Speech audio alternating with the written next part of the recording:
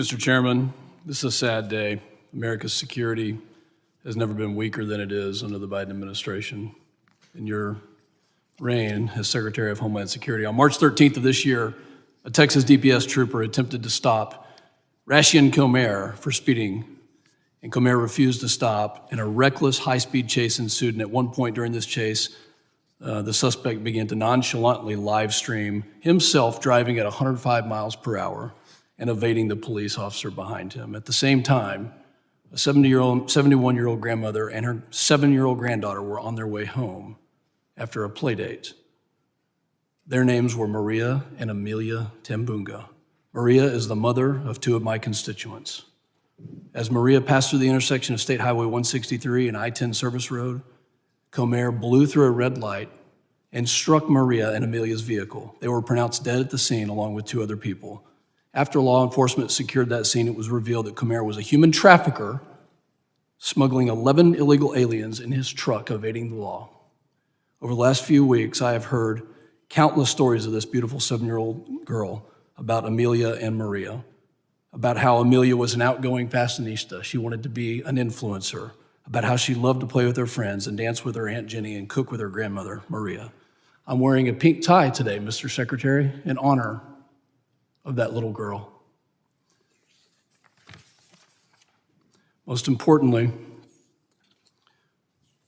Mr. Secretary, the Tambunga family is here today.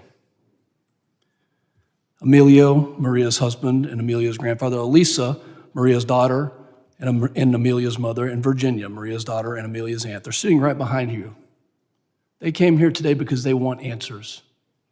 They came here today because of the failures of you and your leadership. They came here because they want closure. They deserve answers. Mr. Mayorkas, will you turn around and offer them your condolences and an apology for the failure of your administration that led to the death of their loved ones? They're right there. They're standing right there. Congressman. Mr. Secretary, they're standing there, and I think they deserve an apology from you. Congressman, Mr. Chairman, may I stand and turn my back? Certainly. Our heart breaks for your loss.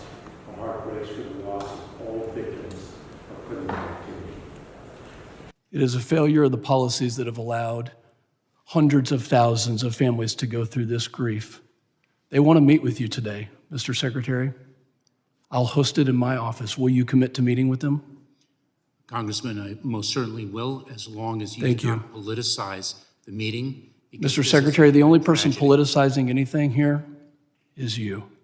The security of this country is not a political matter.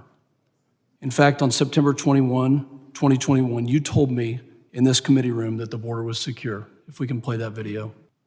Is the border more secure under your leadership than when you started? Congressman, the border is secure. We're executing our plan, and I've been very clear and unequivocal in that regard. Mr. Secretary, the question is the border more secure now under your leadership? Congressman, it is no less secure than it was previously. Mr. Mayorkas, are you going to tell the Tambunga family that the border is secure today? Congressman, you are politicizing a tragedy. No, I'm not politicizing tragedy. They came here to Washington, D.C. of their own volition to get accountability for the loss of their family, 2 beloved members of their family. This year, we had a hearing at the border, which no Democrat came to. Not a single Democrat came to the hearing that we had in McAllen, Texas, and Chief Ortiz said that the border is not secure. Do you disagree with Chief Ortiz? Congressman, let me return to what you said. Accountability is brought in a court of law. Mr. Mayorkas, I delivered accountability for 12 years. Mr. Mayorkas, do you disagree with the head Border Patrol agent when he said that our border is not secure? Congressman, I have testified to that issue. So you do disagree with him? You disagree with your chief of Border Patrol? I respectfully do in that regard, You Congressman. do. Not a single Border Patrol agent that I've talked to in the past 3 years has said that they trust your leadership or have faith that you're keeping our country secure.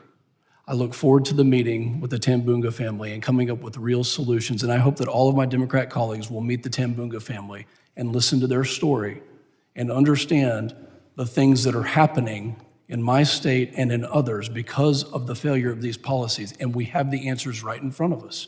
I hope that every one of you will do that. You had the opportunity in McAllen, Texas. and it's time to meet with him. I yield back.